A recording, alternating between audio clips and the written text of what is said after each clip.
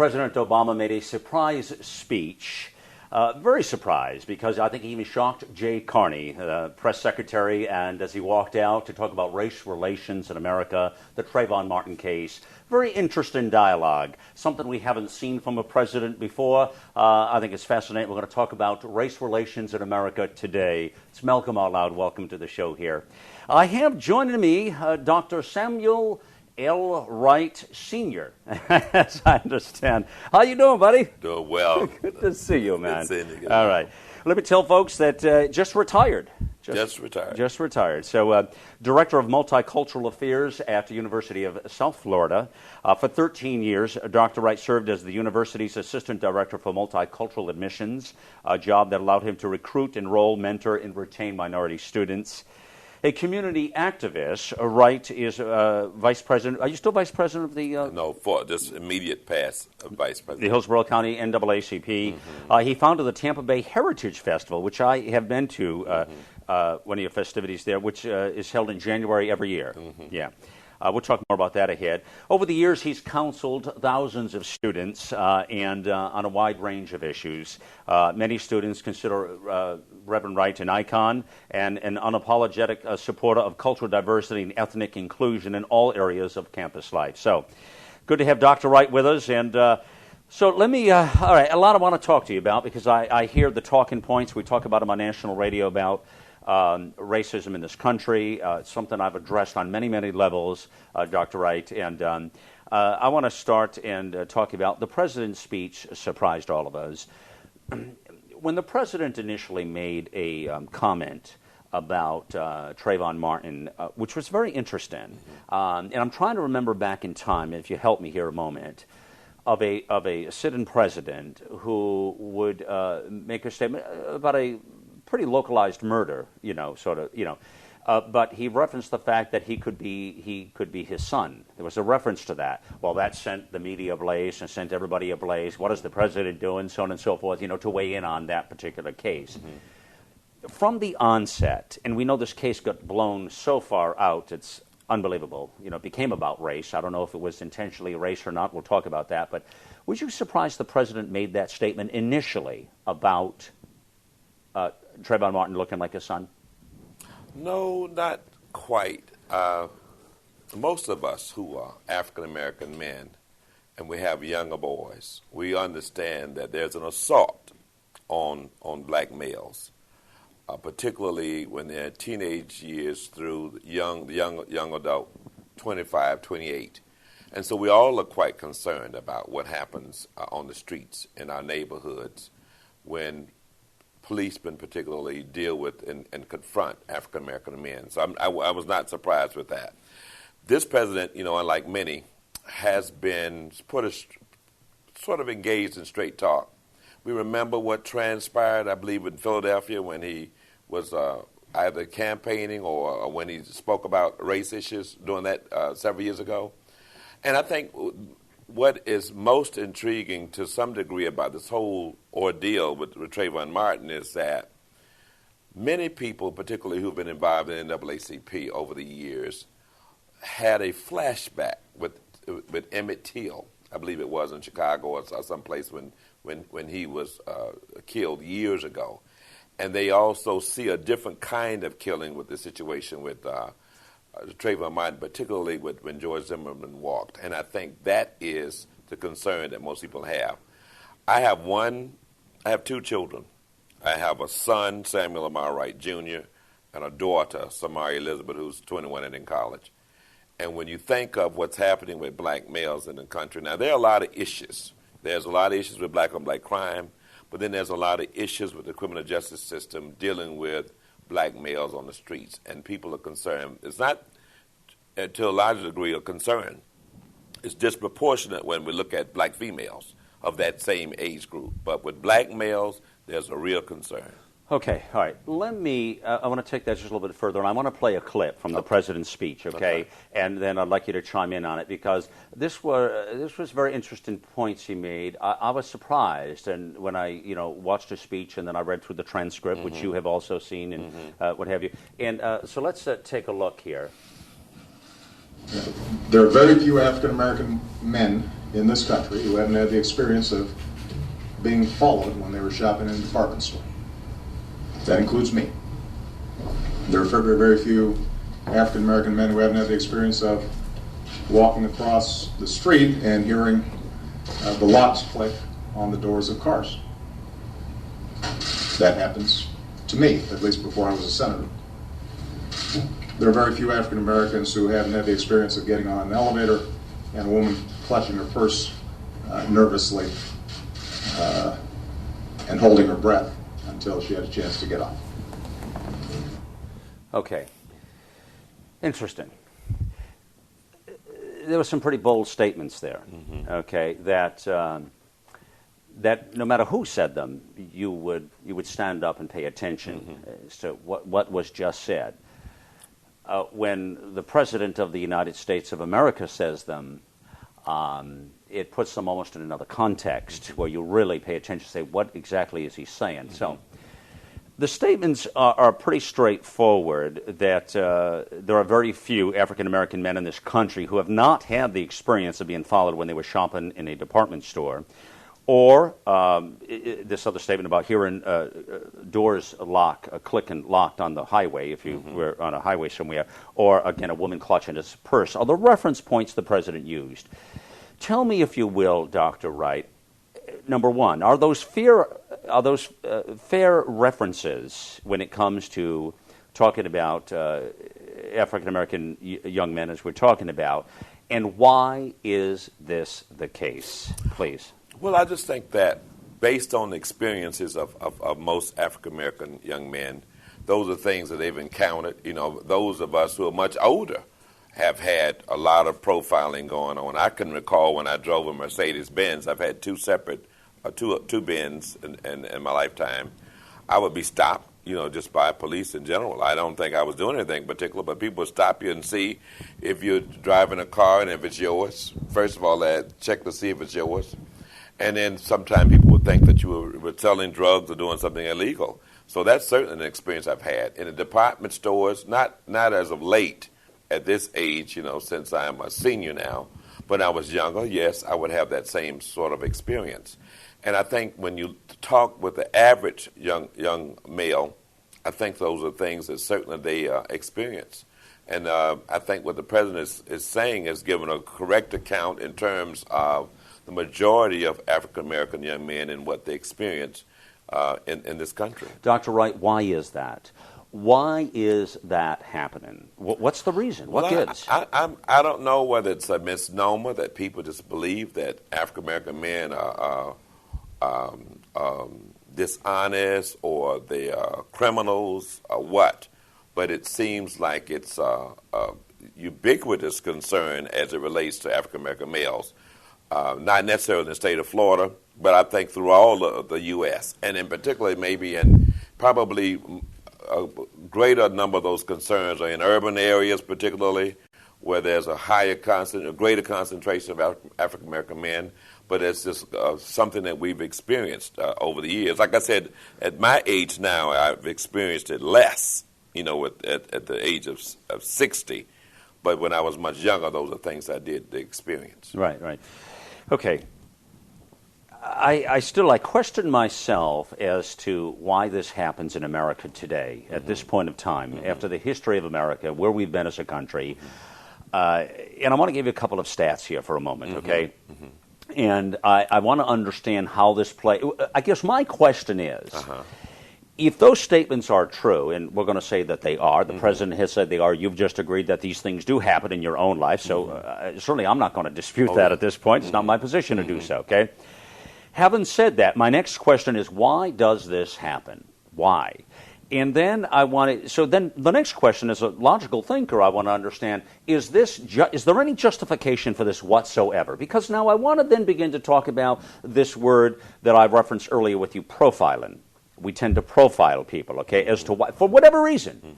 When 9/11 happened, there was a lot of profiling going on within the Arab community. Absolutely. A lot. People were jumping off planes. African Americans were jumping off planes too, brother. That's true. I got news for you. Absolutely. They were all jumping off planes, okay, before they left the airport. People were fearful. That's because people did not want them in there. They weren't jumping off the planes when they're 35,000 feet up, but that's beside the point, right? So, but here, let me give you these stats here, and I just want to know, is any of this justified? Help me understand why, and then I want to talk about how we fix this problem, because the incarceration rate for African Americans is so high that young black men without a high school diploma are more likely to go to jail than to find a job. Okay? The United States has the highest incarceration rate in the world. Okay? Locking up about 500 people for every 100,000 residents. And some of them are drug-related, or some of them are, our prisons are so full. Some of them are pretty silly crimes and things like this. You know, and again, I'm not judge, jury, or any of this, but the point is we need to evaluate all of this, I think, ahead. Because we're locking an awful lot of people up these days. And a lot of this is a big cost, too, by the way. And it destroys lives and families and other things, rather than trying to fix or help people get better in some cases. It's a conversation we should have. Now, this is according to the Bureau of Justice Statistics, by the way. So these are real numbers. The incarceration rate for African Americans, now I just told you, for America, Americans in general, 500 out of every 100,000 residents, Dr. Wright. In the African American community, it is over 3,000 per 100,000.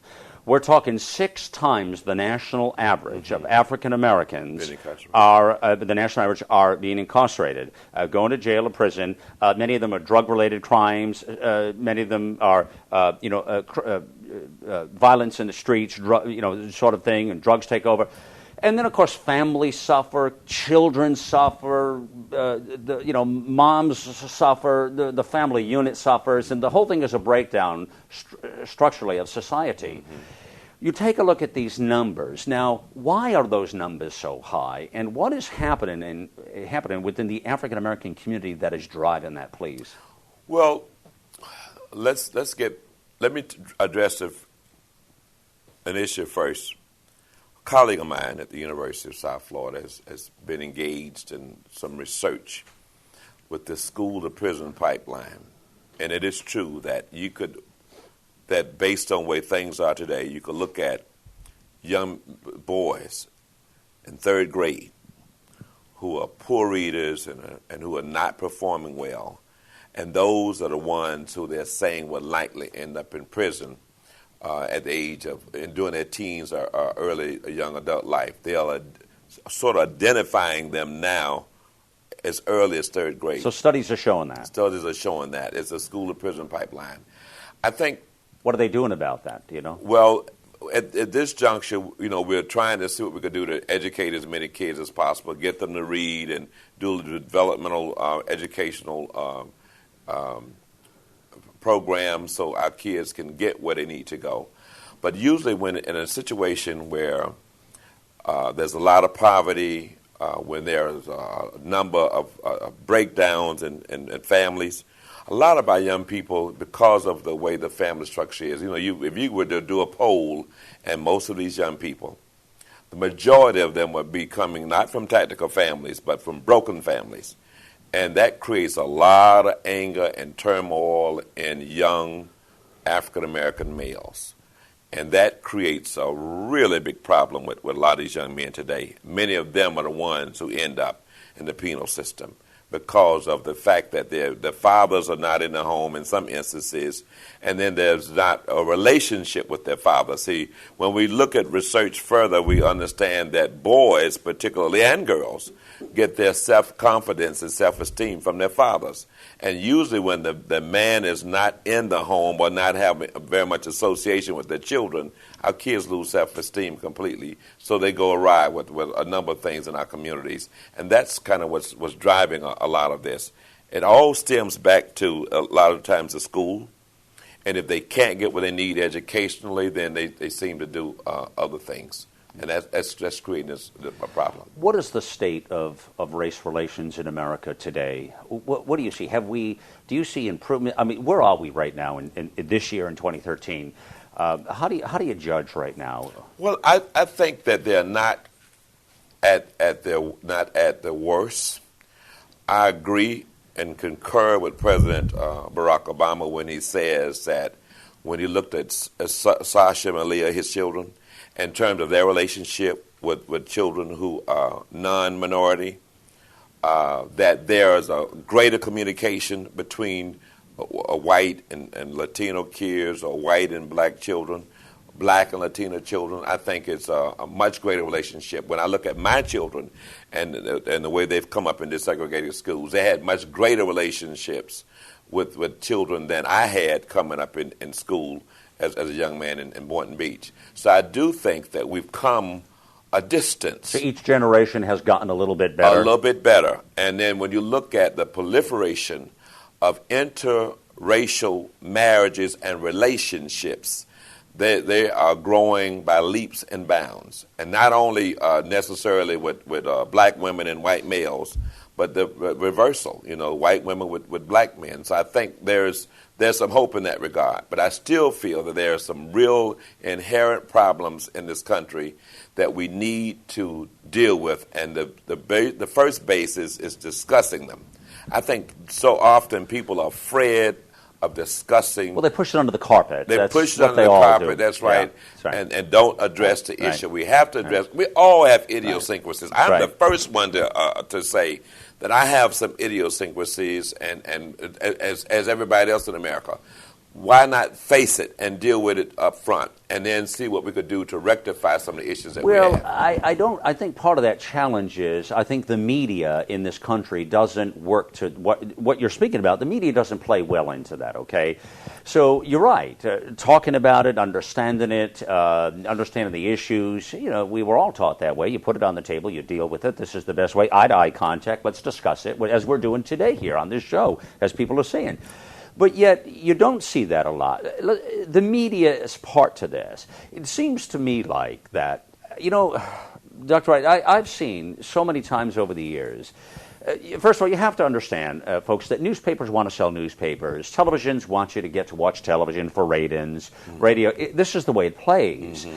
And it's all about sensationalizing the point of the moment. Mm-hmm. They always tell you, growing up in the entertainment business early on, this is one of the first lessons I had in this, is, Malcolm, you entertain first and you educate second. But if you don't entertain people, they're not coming back.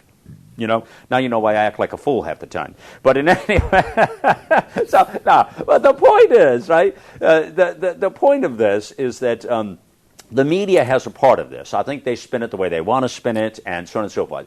Let's take the Trayvon Martin case for just a moment. While I don't want to make the focus of our conversation today about that case whatsoever, and I didn't start with that, and I'm not going to end with that, but I do want to touch on something, please. When that case happened, there was another murder case. I see them. They happen every day. They happen somewhere across this great land every day. Somebody loses their lives every minute of the day. Okay? Absolutely. Black, white, Asian, Hispanic, communist, Democrat, Republican, you name it, it happens. Okay? There was nothing real fascinating about that case to me. You have a Hispanic gentleman, African-American gentleman, okay, one could have been white, Asian, something, I don't know. Well, okay, man, I got it. Two people met in the street, they didn't like each other, something happened, bang, bang, you're dead. Right? Now we have a justice system that takes care of that in America. Right? Not to be so simplistic about it, but all right, it was just a murder case. I didn't want to cover it at first. I didn't cover it on the radio. I said, I don't want to cover that. So I don't like murder cases. I'm not really fond of covering them, quite frankly. But I had to cover it. Radio said, Malcolm, we want your opinion on this. So what the hell kind of opinion? You had a murder out here? Somebody killed somebody? What do you want me to weigh in on? And so the point being now, Dr. Wright, is that I never seen that case about race. I mean, I never understood where the race was. There wasn't even a white person involved in that. How do you now make that out of race? You had an Hispanic guy, you had a black guy, they both had mixed families. They were all both multicultural families. They both had all kinds of, come on, they were all melting pots like America. So why was that case about race? And wasn't it the media I think the media was looking for a case on race at that moment of time. Let me give you one example before you speak, please. And I want to prove my case. NBC takes the major piece of George Zimmerman's speech, removes the center part of what he said, removes the center part of what this man says, with the 911 call, just to prove to America that he was tracking him because he was an African-American black man. And that had nothing to do with the talking points when you look at what they removed, which they since apologized for. But why did they do that? This is a major network in American television. who takes ahead and modifies the talking points to serve their purpose to make that case about race. Because when the 911 operator said, well, they made it sound like he said, well, I'm following him because he's black. It's not at all what he said. It's not at all what he said. The 911 operator asked him what nationality the person was. He's referenced what kind of person this was. NBC pulled all that out. They didn't want you to know that was asked. They wanted you to know that this man was following him because how bad is that? Yeah, well, I think when the average person considers the makeup of our communities, and if we were to juxtapose things for a moment, and there was a European kid or Caucasian kid walking in the neighborhood, perhaps nothing would have been said. They felt that because of the fact that Trayvon was African American. And the interesting part about this whole ordeal to me is that he was told by the police. He didn't listen. Yeah. Not to bother with this kid. Well, he wasn't told by the police. He was told by the 911 operator. Not the police. Not the police, but the 911 operator. That's right. Right. Not to bother with the kid. Yeah.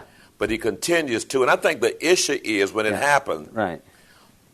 I think it's a reference point or experiences that President Obama talked about in terms of most African-American people in America. When they look at all other situations and what has happened with all other similar kind of cases, some people in some situations hadn't even killed anybody, and they may be serving time for what they may have done allegedly, but yet this person could actually kill this kid and then just walks free. I think that was a concern I think that a lot of people had. Okay, but there's a law again in Florida. It's called Stand Your Ground law. Okay, stand your ground, which gives you the right of self-defense. Yes, but there are 22 states in the United States who have that law, but it's not unique to Florida. Yeah, I understand. Recently, the likes of others, like Jesse Jackson and others, have come out and said, we're going to boycott Florida. We don't want to bother with Florida anymore. They have said some pretty grandiose statements on knocking Florida over based on the fact of this jury, which is not representative of, all of the beautiful people in the state of Florida, clearly. They made some pretty racist statements themselves, quite frankly, which these guys, I think, tend to do quite a bit. They stir the pot, not in the most positive way in this country, quite frankly, as far as I'm concerned, Dr. Wright. And here we have a case where, there was a right to do some good, and they still don't do good. And then you want to question why civil rights is a problem in our country when we get the likes of a Jesse Jackson or an Al Sharpton running around looking for the camera to claim racism at the quickest moment possible.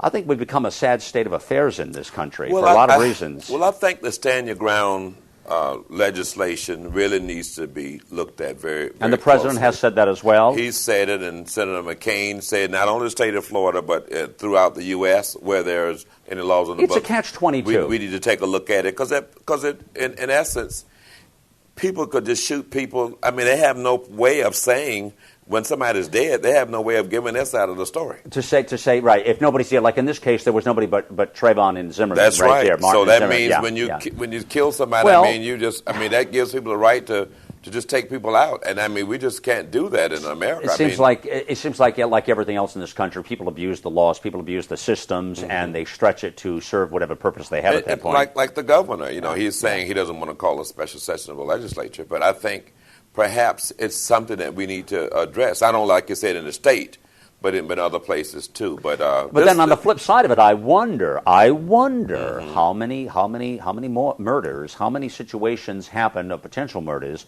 may happen in this state or any of the 22 states for that matter, where the Stand Your Ground law was a good thing. Where somebody came after you, by the way, who legitimately was trying to kill you, Dr. Wright. I see. And what would happen if there was no law to protect you, which in many states there's not. So if you take matters to protect yourself in your own hands, because you really do have somebody that is after you to kill you dead. That's what that law was initially designed to protect, was innocent people to protect themselves. Problem is, you have people that abuse that system. Now, there's no question. I said anything we have. It's like everything. Listen, there's no question in this case to me. Both Zimmerman and Martin, I don't think either one of these men would have made Altar Boy of the Year. Okay, they both had issues and challenges. Okay, Zimmerman was a guy who wanted to be a police officer. He was sort of one of these, I'm a security guy. Give me a gun, and it's the Wild Wild West, Gunsmoke, kind of thing. That's the impression most people got with that, with him, right or wrong. And I'm not necessarily trying to judge here, but that's what I gather from the talking points and things. And then you've got this, Trayvon Martin, who took drugs, who had drugs in his body the day they solidified that, the day he was done. The forensic evidence came back, and it stated that Trayvon Martin was on top of Zimmerman when that happened. The forensic evidence verified that Martin was on top of Zimmerman and had him down on the ground when he was shot dead. Forensics doesn't lie. That's evidence. So why was he on top hustling him down to the ground is the question. Well, when you have people approaching you like that and they're coming after you, I mean, you have to try to defend yourself. Could be. And I'm going to give that to you because it could be I don't really know what happened here. You don't really know. But my point is there are always two sides to a story. That's Clearly. true. And you know that. I know that. That is so true. I don't really know what happened on that rainy night in Sanford, Florida. You don't really know what happened. No. The stand your ground laws, I'm not sure how much. I think we'd have to look at the studies and the data to know how much good they do versus how much bad they do. I can't speak about that, off the top to say it is this or that. There are reasons these laws were put in place initially, no question. But it still comes back to the fact that why did this case have to be about race? There are many cases that happen. This case, I don't know, but it shocked me, Dr. Wright, when it took the limelight of the country and the world by surprise. It wasn't a hell of a lot unique about this case. It really wasn't that wild of a case. I mean, when you just think a little kid, I mean, if you're African-American male again, let's look at it from the perspective of an African-American male. If my child, for an example, was to walk in my neighborhood over where I live near the university, and he's on his way attending his business, with Skittles or whatever, and the next thing you know, he's shot dead in the chest at close range. You're wondering what in the heck is going on. I mean, when he's visiting a family member, when, like you said, that he's been the dispatch, the issue by Zimmerman, I think, which alarms everybody, is that he was told to leave that kid alone. The 911 operator rendered an opinion to him to do that. I don't think by law we necessarily have to listen to 911 operators in that case. I don't know what the law is. I've not heard that there's a law against that or for that. She rendered an opinion to do that. Obviously, he probably should have listened. He probably should have went on his way. Yeah. He obviously thought this guy was up to no good for whatever reason. Because if I were in a situation similar to that now, and I suspected something, and I called 911, the first thing I'd have done is probably immediately call the police to come to the neighborhood, without actually taking something like that in my own hands. But Dr. Wright, at the end of the day, you and I and nobody else really knows if and how Trayvon Martin instigated it, if he did, and how he did it. How did he edge Zimmerman on? We really don't know all of this. There were two guys out there on a rainy night. But quite frankly, you're right in the case that the media painted this as a young 17-year-old man who had Skittles and iced tea. Sounds very innocent. He also had drugs in his body. He was out maybe getting high just before then. Maybe he was doing this and coming back and saying, we don't know what he was doing. Did he have a weapon on him? No. Did it look like he was going to do something? It really gets tricky here. And the stand your ground law, what happened? How did he threaten Zimmerman? Should Zimmerman have taken his life? Obviously, Zimmerman didn't back down. Obviously, Zimmerman got in his face to some degree and he was in his face like this, and he wasn't going to back down is what happened, okay? And then what happened is he then clearly, realized he had to back down. I mean, and then there was this confrontation and it blew up, right? The issue is, though, on the other hand, is that do we want to go to war with each other in America? That's the issue. Because if that's the message that's being conveyed to young African-American men, then if they all have this perception that I don't have a chance, I need to take things into my own hands now, this would create turmoil. And as Martin would say, either we live together or we perish as fools. So we have to be very careful about how we are reacting and interacting with each other, because that is what creates problems, and it sends messages to these young people that you don't have a chance, people will kill you and they'll walk away, so what do? You jump the gun first. That's the message I'm concerned about in terms of what transpired with that Trayvon Martin case. Gotcha. And we'll leave the case there at this point, obviously. I enjoyed a fruitful conversation with you about that because there are pros and cons to that entire production, from the Stand Your Ground laws to what happened on that rainy night with he said, who really knows what happened, we don't know. The justice system weighed in, 6 juries said what they said. Obviously, that's the case. I don't really know much more. It's a very sad case. Yeah, to me, I think where the case becomes of value, Dr. Wright, is what do we learn from it in America? I had some interesting people on my national radio show recently, and a very wonderful author, Terry Williams, who I love dearly, respect her opinion.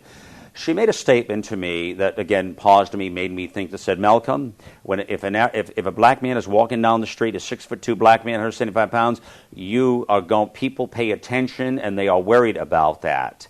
Versus, I guess, I don't know, a white man or an Asian man or something else, I don't really know, whatever.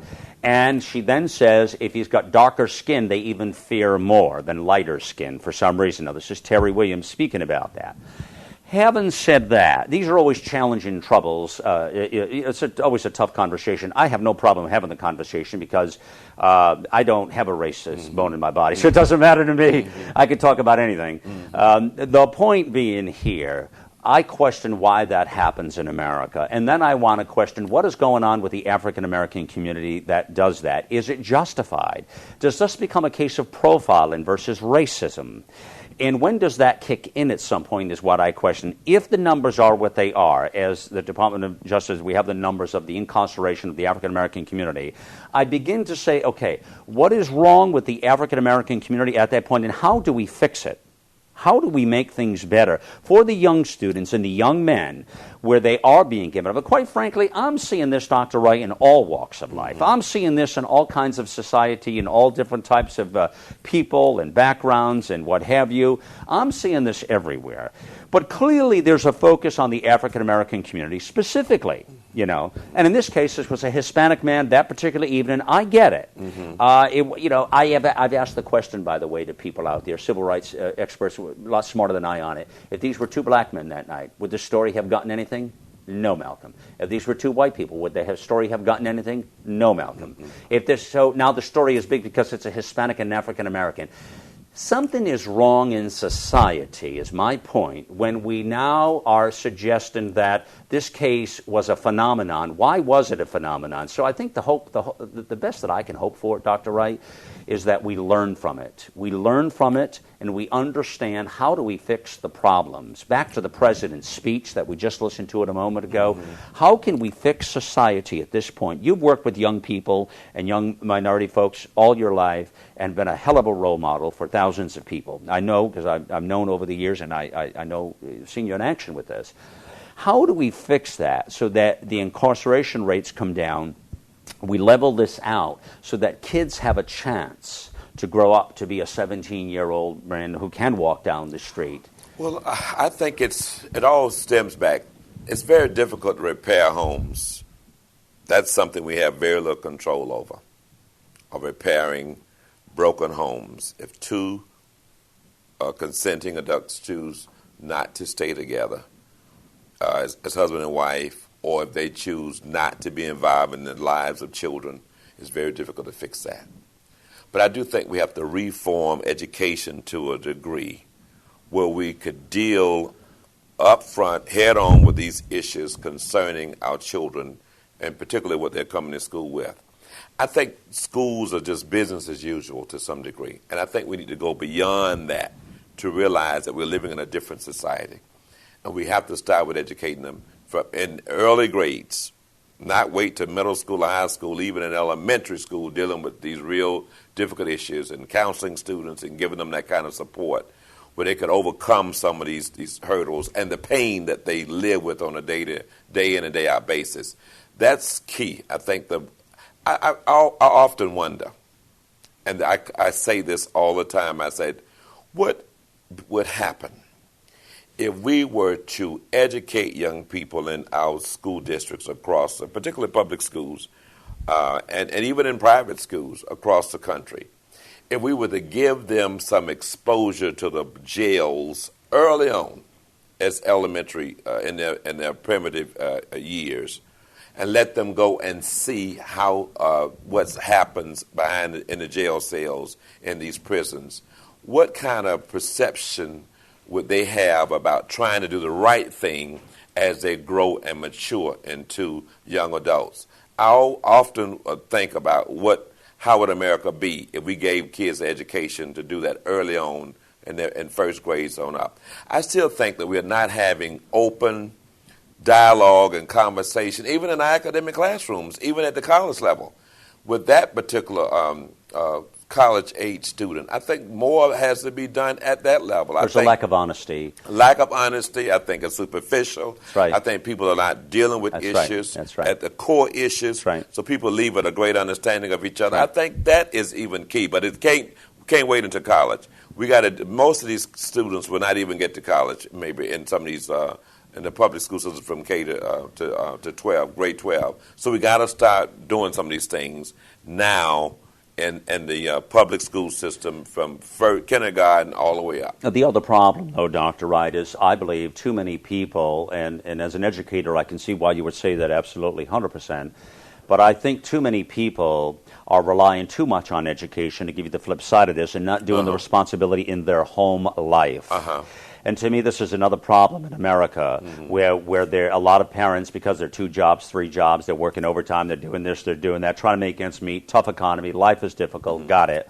But the kids suffer for that. That's true. And spending an hour at night is not going to suffice to say that that's a relationship. And I think too often we're not giving the kids that at home, and so too many people are relying on the education system as a whole. The education system is a very bad substitute for a home life. Don't you agree with that? That is true. No, I agree with you there. But my concern is we can't control behaviors of families in their homes. Not in a free society like America. Right. So if we can't get it done there, right. what is the next place we maybe could deal with some of these issues? And that's why I was thinking perhaps the school can't do all things, but perhaps if we take a look at how we do things, take a different look at it, or be a little bit more open-minded, perhaps we can get to the bottom line of at least helping to salvage some of the children so they won't have these issues and end up in the penal system like we have now. Well, I look forward to a day. I grew up in an era, again, where there was still a lot of racism in families, and the generation before me, clearly, and I seen it growing up as a young man. My best friends as a young man growing up were African Americans by chance as well. I'd never never took the racism pill, never understood it, never understood what that was all about, never got it. I missed that class, And so I look forward to a day in this world, and you've known me some years now to know that, I look forward to a day where maybe this does not become a conversation anymore, and we really are treating people equally in this country for a lot of reasons, including, including with jobs that people get, equal opportunity in their jobs and stuff. Not that we need an act to make that happen, and a minority act to say you have to hire somebody of this, somebody of this, somebody of this, but qualified people who are justified to have that role and position in life is a day that I would just love to see and in the community. And it's so difficult when you see the media play into it like they have in this particular murder case and others, that they seems like the racism pill comes up every few years in a big way in this country.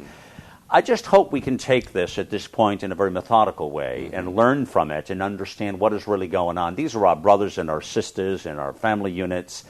America is a melting pot, Dr. Wright. It's a country of all types of people, and what a boring country if we were all black or all white. That's true. I mean, what makes us interesting as a country is the diversity. I've always embraced that. You remember I used to have big seminars on cultural diversity.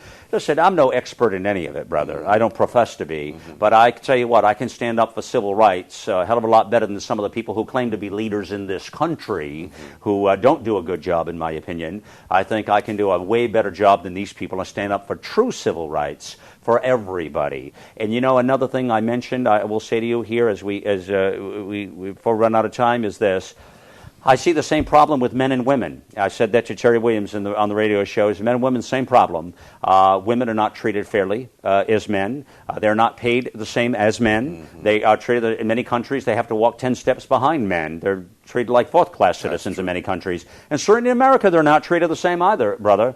So, you know, and I said that to her, this isn't just an African-American thing. We seem to do that as a culture, as society, as human beings. We seem to take different people of societal branches and say, okay, you know, you're not at the same level for some reason. But I got to tell you what, I know a hell of a lot of women that are smarter than a lot of the men that I know. That's true. You know? That is very true. And what gives there, right?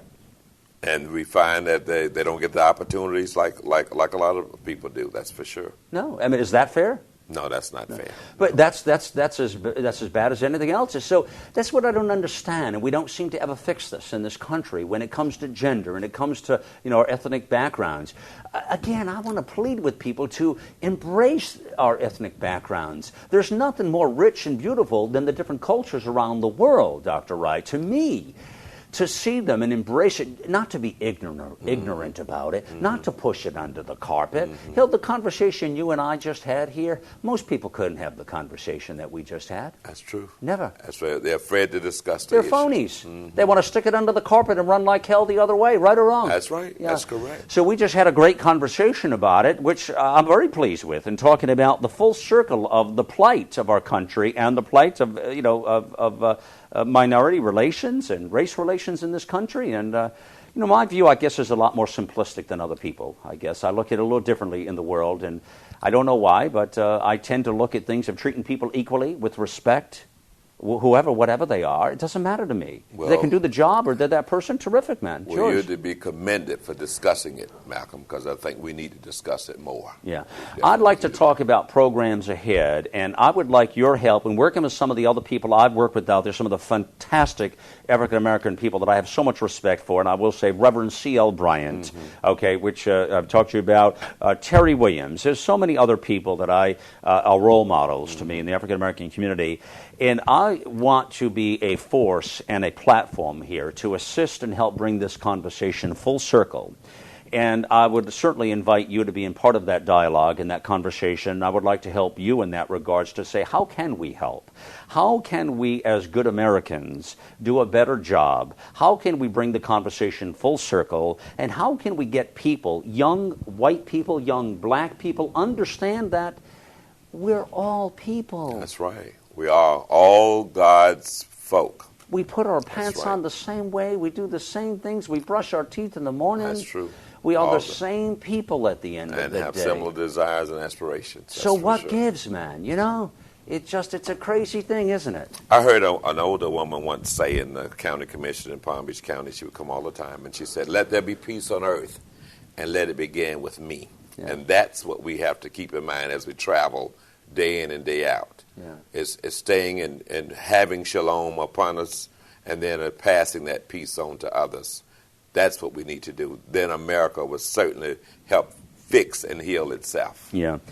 So you've been listening to Dr. Samuel L. Wright Sr., and again, for many, many years, worked with children, as you know, as the Director of the Multicultural Affairs at the University of South Florida. And really, I think is a great voice, and I hope you'll chime in again, and so we can continue the dialogue and the conversation. I welcome your participation. I welcome your viewpoints, and I hope you will make yourself known to me, that you will weigh in more on a basis. So this platform is a platform that you are welcome to help me with and use to the best of our advantage to get the word out across America and across the world. These are the people we're reaching. Not just in America, but all over the world, Dr. Wright. Thank you, brother. Yeah. Thank you so much, man. Thank you for joining me, and I hope you've learned something on race relations in America. It's, you know, if you listen to some of my productions, you know that it's always a point. I'm certainly not afraid to run from it. I think it needs to be solved once and for all, and it's one of my top missions in my life. As long as I'm here in my last breath, it's one of the things I'll talk about. Let's get it right, America. It's Malcolm Aloud. Remember, get involved, get loud.